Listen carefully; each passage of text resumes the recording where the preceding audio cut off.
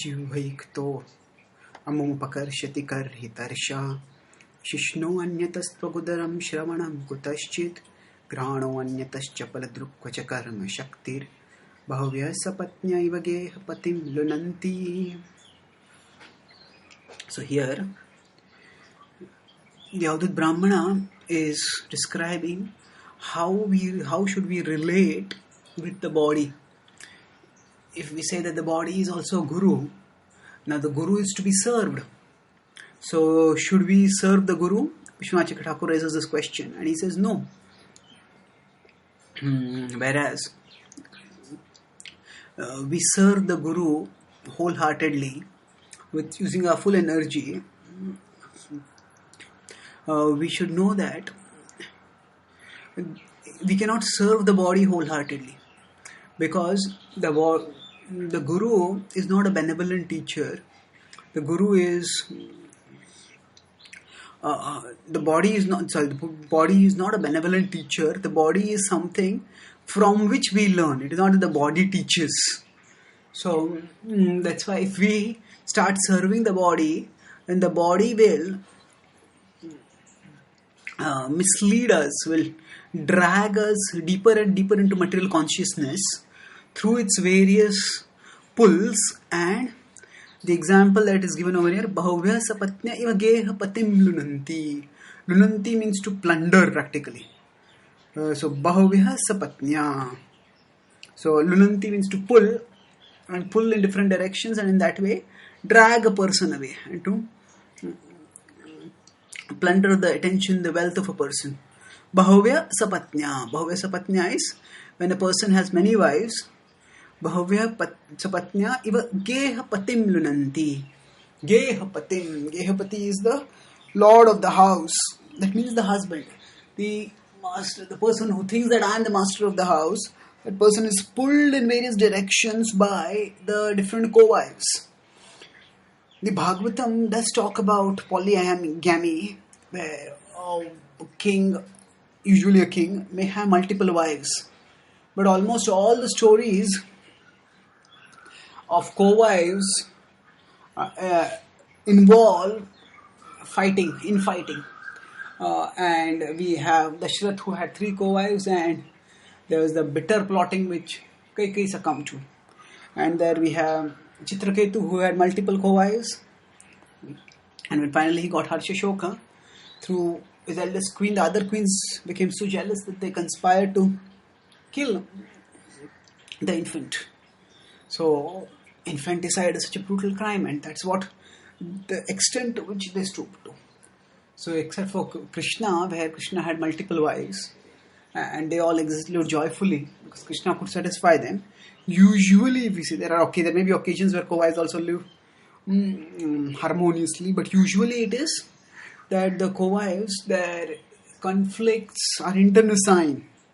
It causes great misery to everyone involved. So here, the point that is being made is, just as a person who has many wives gets pulled by those different wives in different directions, similarly, the various pulls and the forces within the body drag us in different directions. Jivhaikto amum apakarshati karhitarsha. So the jivha drags us in one direction. Now significantly, there is a verse in Prahlad Maharaj's prayer 7.9.40, which in its 2nd, 3rd and 4th lines is identical to this verse. And that first line is only different, although the first word is similar. Jivhaikato is there. Jivhaikato in 7.9.40 it is Jivhaikato achyut vikarshati vitrupta. So he says, "Oh Achyuta, oh infallible Lord, vikarshati vitrupta, the insatiable tongue drags me in one direction, oh Achyuta." So the point is that is a prayer, and so in that prayer, the focus is on, the prayer also mentions praying to the Lord for help. Oh Achyuta, I am pulled in all these different directions. Please save me and please pull me towards you. Now this is more of a object, it is not so much of a prayer as an objective lesson that is learned or observation that is made. So that part is not here. And here it is, Jivvaikto amum apakarshiti karhitarsha. So apakarshiti drags away, karhitarsha. So the tongue drags a person away in one direction for food, and then thirst drags the person away in another direction. Amum refers to the soul who has identified himself with the body.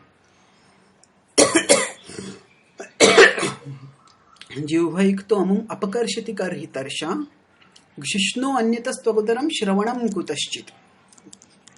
Shishno anyatas refers to the genitals which pull in another direction.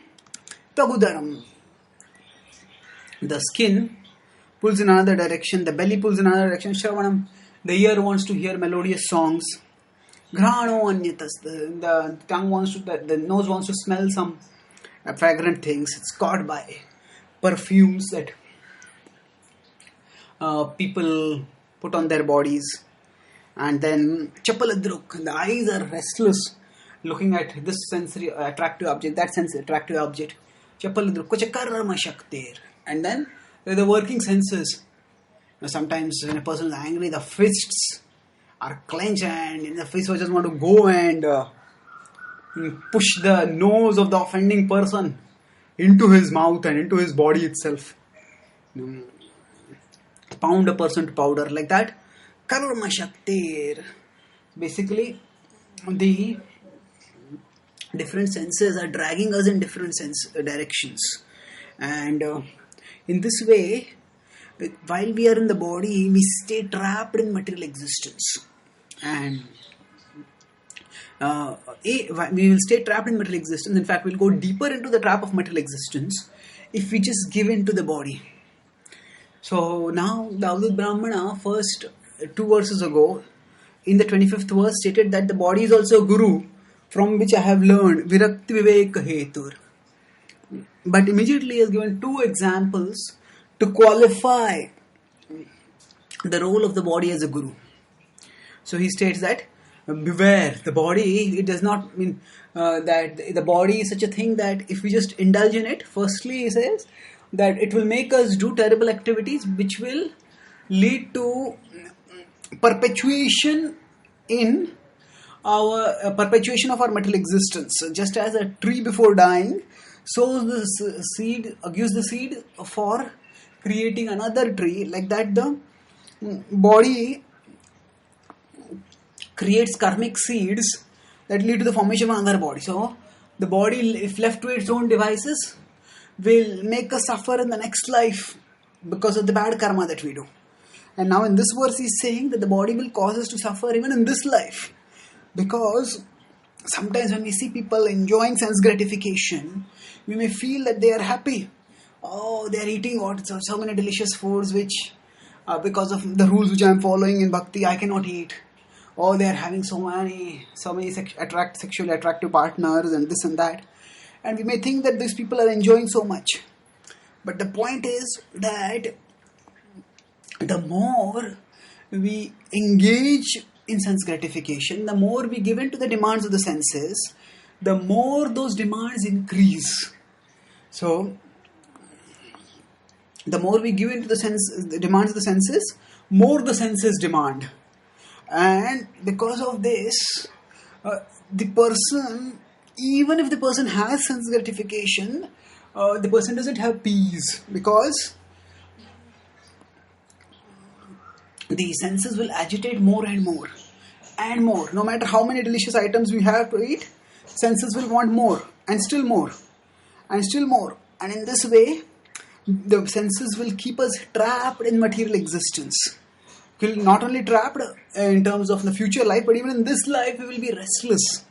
Just like a person has many wives so that he thinks, oh, I'll enjoy with so many women. But when all these different wives are pulling in different directions, then actually there is so much agitation that there is very little satisfaction. So like that, when the senses pull in different directions and pull more and more, then there is no satisfaction. There is only agitation over there. So the person marries many times to get more enjoyment, but gets more agitation in the process.